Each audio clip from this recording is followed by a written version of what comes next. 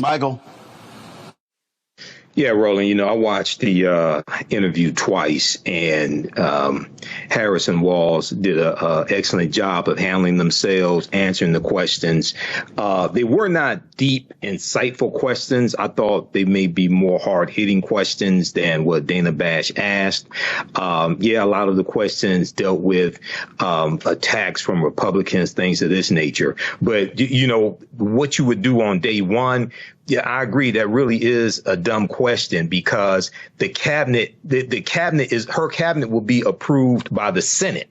OK, she has to nominate her cabinet. It has to be approved by the Senate. Number one. Number two, she could do executive orders on day one. We know Biden's first day in office, January 20th, 2021, he signed 10 executive orders. One of those was Executive Order 13985 that dealt with analyzing how policies from the federal government have perpetuated racism and coming up with solutions to address that. So, there were 6 million people who watched the interview. I wasn't sitting back waiting for mainstream media to interview Vice President Kamala Harris and Tim Walz. She speaks to thousands of people on a weekly basis at campaign rallies. She's been putting out policy platforms that are going to change people's lives. What this was about, you have mainstream media who really want to capitalize on an interview, dissect every word that she says. You have mediocre white men for the Wall Street Journal, Washington Post, things like this, writing op-eds, criticizing her for not doing interviews, things of this nature. So it's done. I'm looking forward to the September 10th debate, and I'm looking for the prosecutor to prosecute the criminal. All right, all these media people whine and complain, and Vice President Harris needs to sit down for an interview. Why won't she talk? Why won't she talk? Okay, fine. Yesterday, she sat down for an interview with CNN's Dana Bash, who asked her a lot of questions. A lot of them were just Republicans say this, the right says this. Really wasn't a lot of policy questions, but they got it out of the way. And so here's some of that interview. You have less time to make your case to voters than any candidate in modern American history. The voters are really eager to hear what your plans are. If you are elected, what would you do on day one in the White House? Well, there are a number of things. I will tell you, first and foremost, one of my highest priorities is to do what we can to support and strengthen the middle class. When I look at the aspirations, the goals, the ambitions of the American people, I think that people are ready for a new way forward. In a way that generations of Americans have been fueled by hope and by optimism. I think, sadly, in the last decade, we have had in the former president someone who has really been pushing an agenda and an environment that is about diminishing the character and the strength of who we are as Americans, really dividing our nation, and I think people are ready to turn the page on that. So what would you do day one? Day one, it's going to be about, one, implementing my plan for what I call an opportunity economy. I've already laid out a number of proposals in that regard, which include what we're going to do to bring down the cost of everyday goods, what we're going to do to invest in America's small businesses, what we're going to do to invest in families. For example, extending the child tax credit to $6,000 for families for the first year of their child's life to help them buy a car seat, to help them buy baby clothes, a crib. There's the work that we're going to do that is about investing in the American family around affordable housing, a big issue in our country right now. So there are a number of things on day one. What about you? Well, I'm excited about this agenda, too. As I said, the idea of inspiring America to what can be. And I think many of these things that the vice president's proposing are things that we share in values. And the child tax credit is one we know that reduces. Okay. All right, y'all. I had to stop that. Okay. So let me just say this here. All right. I hate stupid questions. And I believe a stupid question is, what are you going to do day one? Let me help y'all out. The only thing a president can do day one, they can do executive orders. Congress ain't passing a bill. It's day one. I also can't stand, what are you going to do in the first 100 days? I hate that question. That goes back to President Franklin Delano Roosevelt. And ever since then, 100 days, first 100 days, first 100 days, first 100 days. I remember when I was at CNN, we had this stupid thing we did where we held up these cards and it was sort of like red, blue, green, or I don't know. It was just dumb. I remember David Borman, God rest his soul. I literally said on the air, this is stupid. And it was. So it always happens. Remember, somebody who's elected, they're elected for 4 years. So this whole, what are you going to do on day one? It is maddening to listen to. So I just had to respond to that. So y'all, go ahead and press play. Reduces childhood poverty by a third. We did it in Minnesota to have a federal partner in this. Unbelievable, I think, in the impact that we can make. You talked about, you call it the opportunity economy. You are well aware that right now many Americans are struggling. There's a crisis of affordability. Yeah. One of your campaign themes is we're not going back. But I wonder what you say to voters who do want to go back when it comes to the economy specifically, because their groceries were less expensive, housing was more affordable when Donald Trump was president. Well, let's start with the fact that when Joe Biden and I came in office, during the height of a pandemic, we saw over 10 million jobs were lost.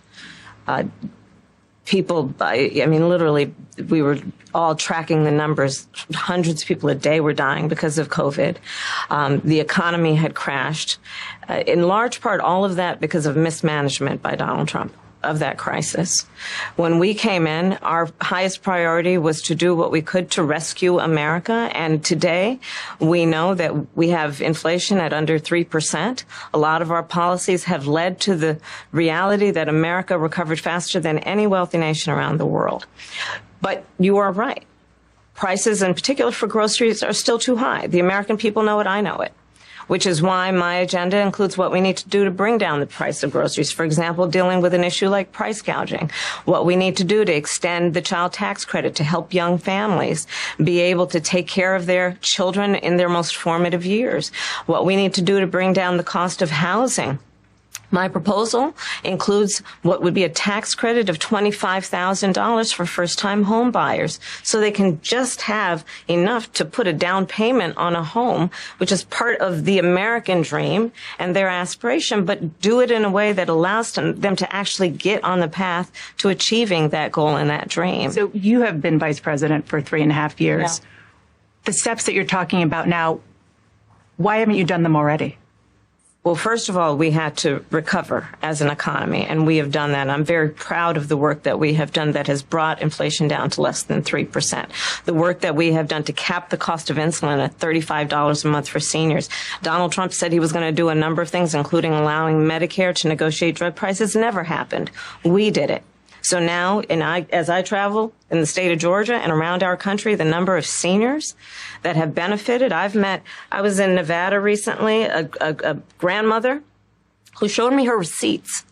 And before we capped the cost of insulin for seniors at $35 a month, she was paying hundreds of dollars up to thousands of dollars a month for her insulin. She's not doing that anymore. You maintain Bidenomics is a success. I maintain that when we do the work of bringing down prescription medication for the American people, including capping the cost of the annual cost of prescription medication for seniors at $2,000, when we do what we did in the first year of being in office to extend the child tax credit so that we cut child poverty in America by over 50%, when we do what we have done to invest in the American people and bringing manufacturing back to the United States so that we created over 800,000 new manufacturing jobs, bringing business back to America. What we have done to improve the supply chain so we're not relying on foreign governments to supply American families with their basic needs, I'll say that that's good work. There's more to do, but that's good work. I want to get some clarity on where you stand on some key policy issues. Energy is a big one. When you were in Congress, you supported the Green New Deal.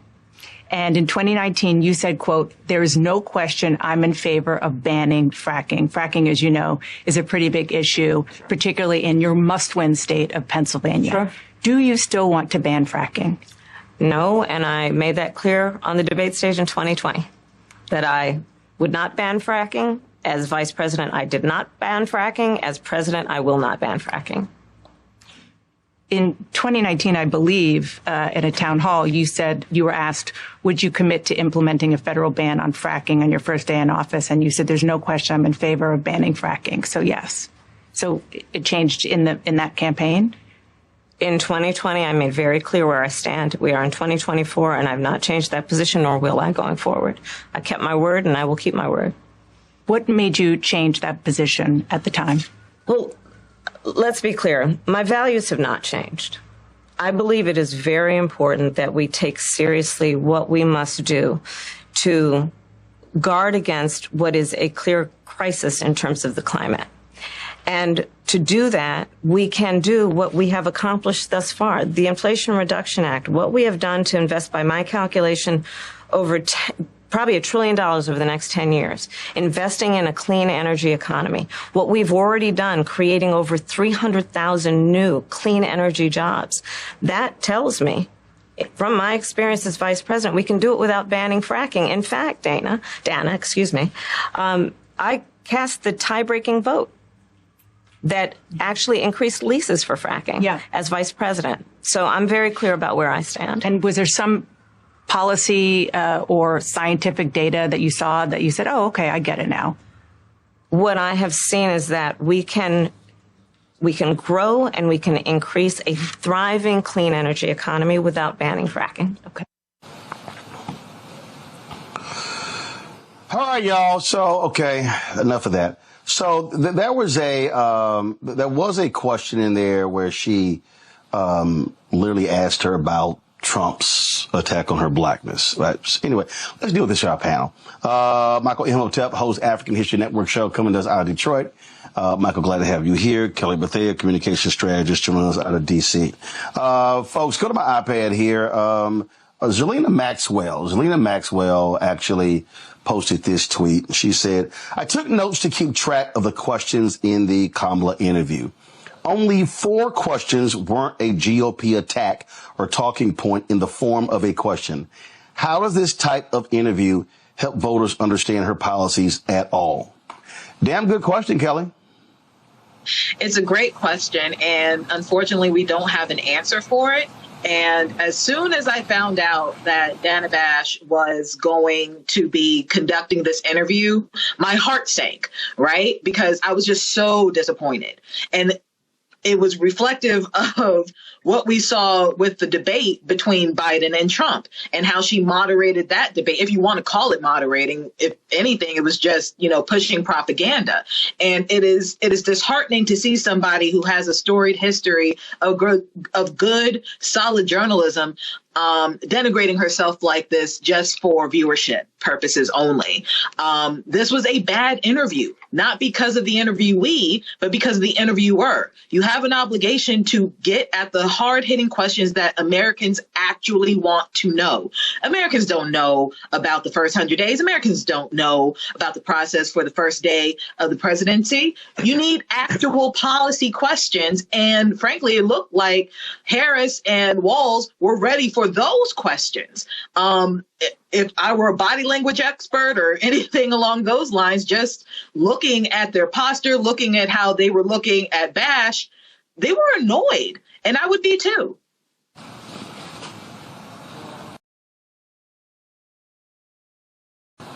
Michael.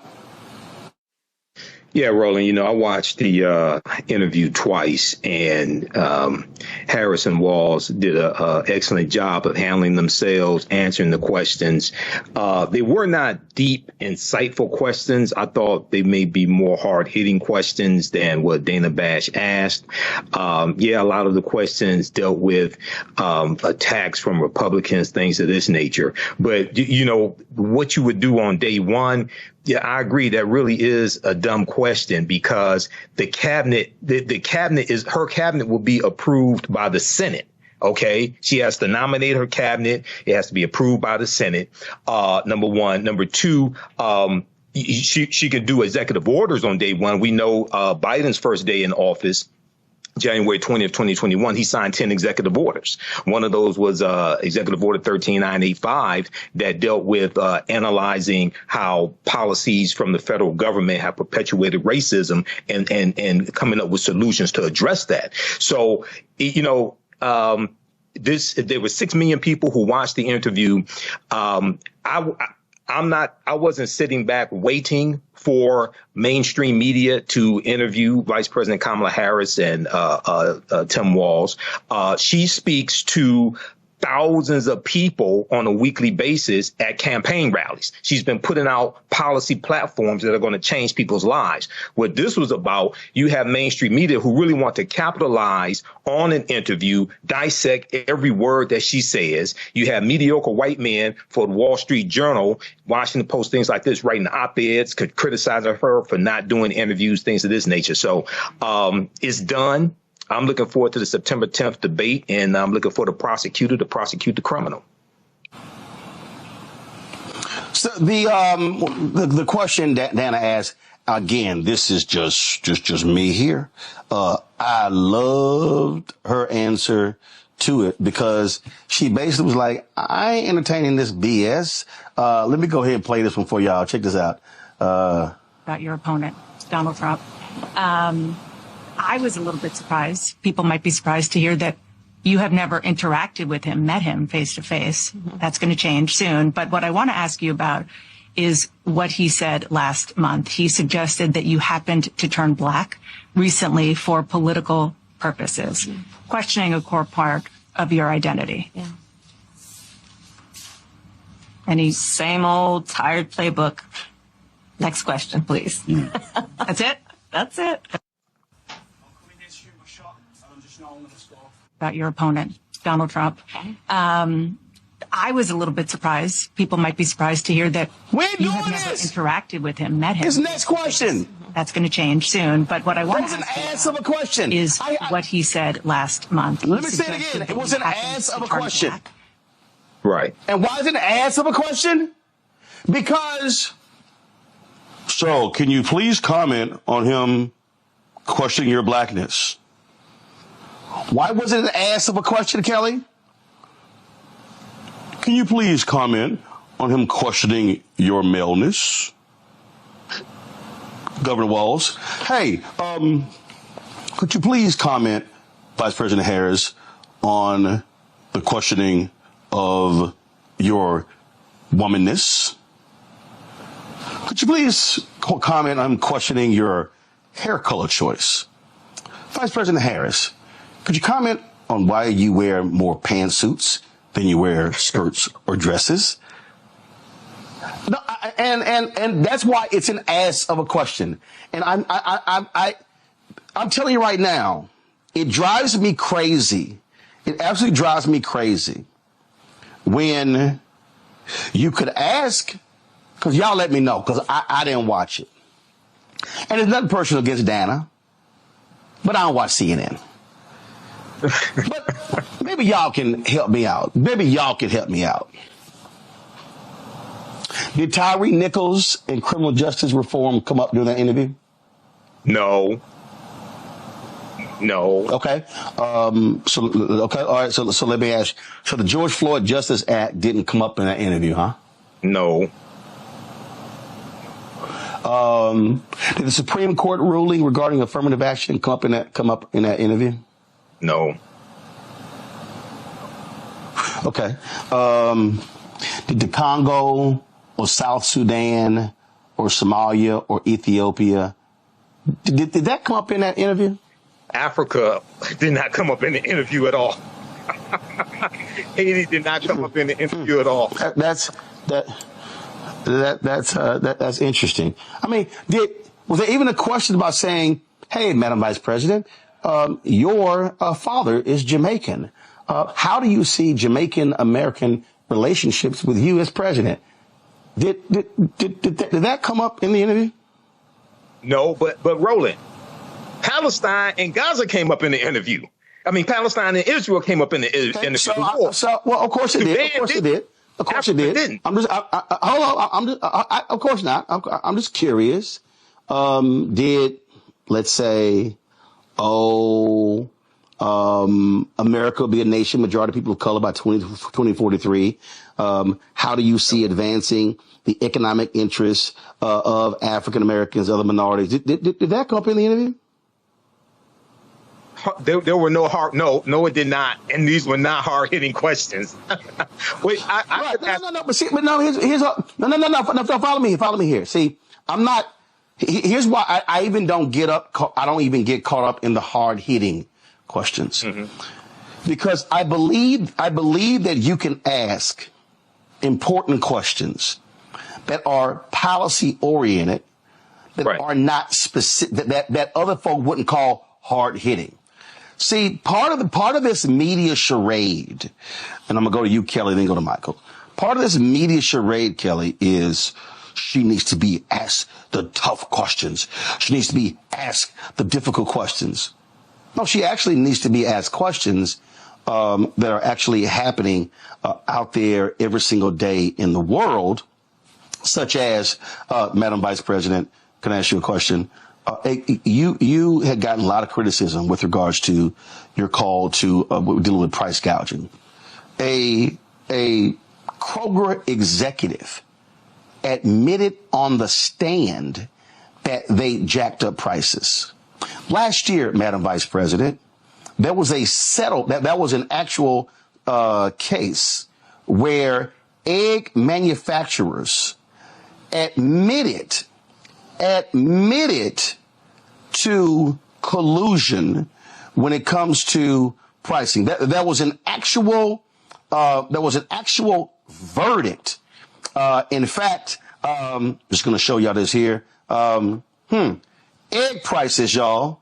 Egg prices rose. Let me close this ad. Egg prices rose 60% in 2022 because a collusive scheme by suppliers. To me, that's not, Kelly, a hard-hitting question, but it does go to a policy issue that she raised, a pocketbook issue that people are concerned about, and may very well explain why prices have been jacked up, and people then go, oh, now I know why eggs were damn near $10 a dozen. Go ahead. I think what you're talking about might be precisely why it took so long for Harris Walz' team and camp to agree to an interview of any kind, because the points that you're making, they've been saying on the campaign trail for weeks. The points that you're making have low-key been addressed to reporters in I don't know what the formal word is, but that time when she comes off the plane and you see the reporters talking to them, she addresses that there. But something tells me that she knew that once it was a national interview, that all of that would go out the window, and they would frankly debase themselves to the most of the simplistic questions being, like you said, what's your hair color? Why the tan suit? Why not skirts? Why not dresses? I mean, I was, the way that interview went, I was surprised that Dano didn't go so far as to say, you have a lovely figure. Why don't you just show it off? Because that was the tenor of the interview the entire time. There was no indication through that hour that something substantive was going to come out of it. For all we care, again, we could have heard this on the campaign trail. We have been hearing this on the campaign trail. They could have put out a press release and done this in less time and with less effort. Like I said, it was disappointing. How about this? Harris. Right. How about this? Madam President, there are 140 million poor and working people in America. 73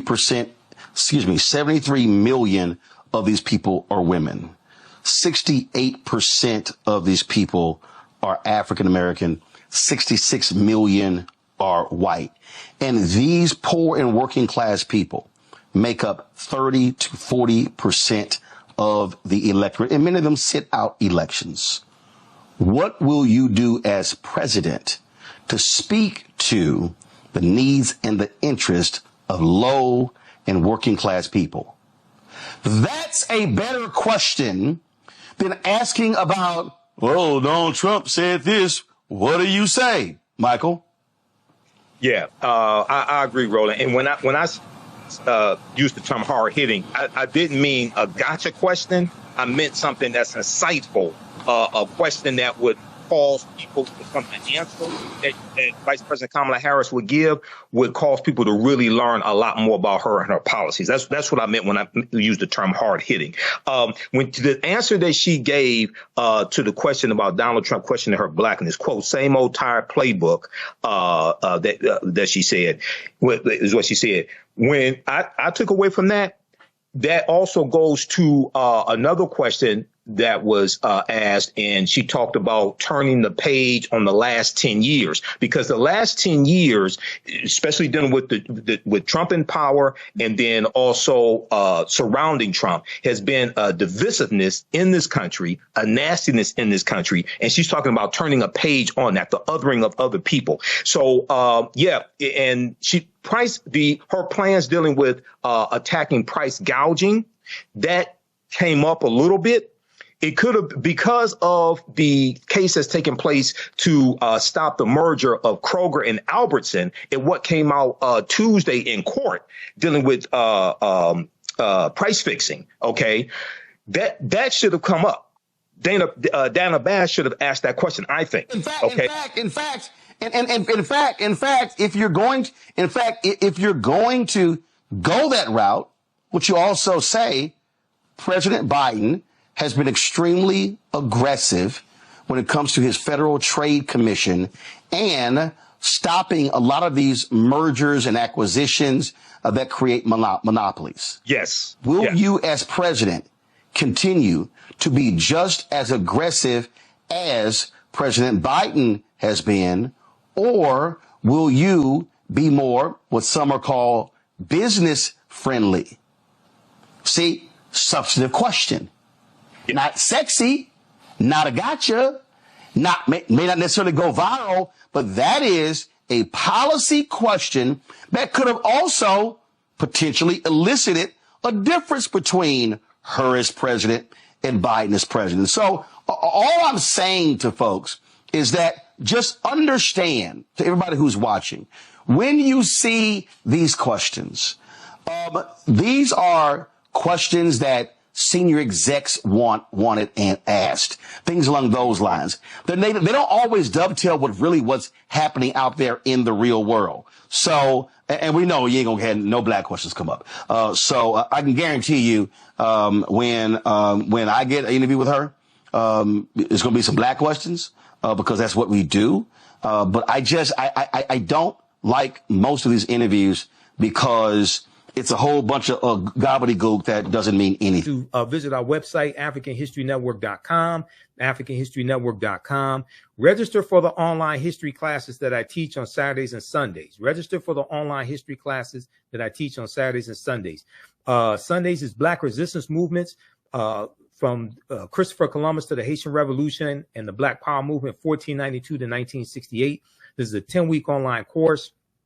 And we go through and look at history leading up to the Civil War. We look at hundreds of years of history, and we look at what happens to us after slavery ends. And we look at the Jim Crow era, Reconstruction, Civil Rights Movement, Black Power Movement, Great Migration, and look at history, look at the laws and policies put in place that brought us to where we are today to understand where we need to go from here. Okay. And then the first class that I teach, and I teach this one on Saturdays, is Ancient Kemet, the Moors, and the Ma'afa, understanding the transatlantic slave trade, what they didn't teach you in school. Now, this class we deal with thousands of years of history and what leads up to the transatlantic slave trade taking place. This is a 12-week online course. For both of these classes, we do the sessions live. All the classes are archived and recorded. You can go back and watch it anytime. I have my class lesson plan here. So it walks you through each the topics for each class. You can each class session. You can download the class lesson plan here also. Okay, so the classes are on sale right now, $80, regularly $130. We have a bundle pack where you get both courses for $120. As soon as you register, you can start watching the content now. Okay, as soon as you register, you can start watching the content now. You don't have to be present in class. You can just watch it at your own pace. And even after the course is over with, you can go back and you'll still have full access. You can watch it anytime. The content is PG-13, so you can use this with your children. It's not, I don't do a lot of cursing or anything like that. It's not overly vulgar. It's very visual. There are 80 to 100 articles that we go through and look at. There are over 200 slides in my class. There are 15 book references as well. And usually I show you the books on the screen, the book references on the screen. Also, I show you excerpts of interviews I've done with some of our scholars like Professor James Small, Professor Kaba Hiawatha Kamene, Anthony Browder, Tony Browder, Renoku Rashidi, and others. Okay, so I've been teaching this class on and off since 2017, Ancient Kemet, the Moors, and the Ma'afa, Understanding the Transatlantic Slave Trade. I developed both of these classes. I'm a historian. I've been studying 34 years. So you're never going to look at history the same way. Your understanding of politics is directly related to your understanding of history. So this information is going to totally blow you away. You can support us also through, so register for the classes. That supports us, that helps us to financially support us, to help us keep doing the research, stay on the air, keep broadcasting, pay the bills, etc. You can also support us through Cash App and PayPal, because all this stuff does not happen for free. You can support us through Cash App or PayPal, $ the AHN show through Cash App, $ the AHN show through Cash App. And that's our official Cash App account. Now, these are some fake African History Network Cash App accounts. I've identified 5 of them out here. They've been stealing money from us. I'm still trying to get them shut down. When you click on this link here, it takes you to our QR code for the African History Network as well for Cash App. Okay. And then here's our PayPal link right above that. You can click on that also. So if you want to support us, $5, $10, $15, $25, $50, $100 or more, that definitely helps. Okay. Because it takes a lot to do the type of research that I do and pay for all of these services. Listen to the African History Network show Sundays, 9 p.m. to 11 p.m. Eastern Standard Time, normally 9 p.m. to 11 p.m. Eastern Standard Time. We did it today earlier. We'll do a rebroadcast at 9 p.m. today. I did 4 hours of radio and Facebook Live with WBLS today, Brother Fatin Muhammad, open lines. We did that 8 a.m. to 1 p.m. Eastern Standard Time today, okay? 8 a.m. to 1 p.m. Eastern Standard Time. The Facebook Live is on our Facebook fan page, The African History Network, so I shared it there. And we talked about the election, Kamala Harris versus Trump. We got into a deep discussion about politics and history, things of that nature. So go check that out also. All right. Follow us on our Facebook fan page, The African History Network, The African History Network, and my personal page, Michael Imhotep. You can like our posts, share them, post your comments as well as on our videos, and subscribe to my YouTube channel, Michael Imhotep, IMHOTEP, on YouTube. Okay. And subscribe there, like our posts, comment as well. All right. Look, we have to get out of here. Remember, the African History Network, we focus on educating, empowering, and inspiring people of African descent throughout the diaspora and around the world, because right now it's corrects wrong behavior. Watch me Friday, 6 p.m. to 8 p.m. Eastern Standard Time on Roland Martin Unfiltered. Hopefully he'll stop interrupting me. And hopefully on his Win with Black Men call, he'll get some Sigmas on there. I've been telling Roland, you got to get some Sigmas on there. Okay, Blue Fire Go Mob. Right now it's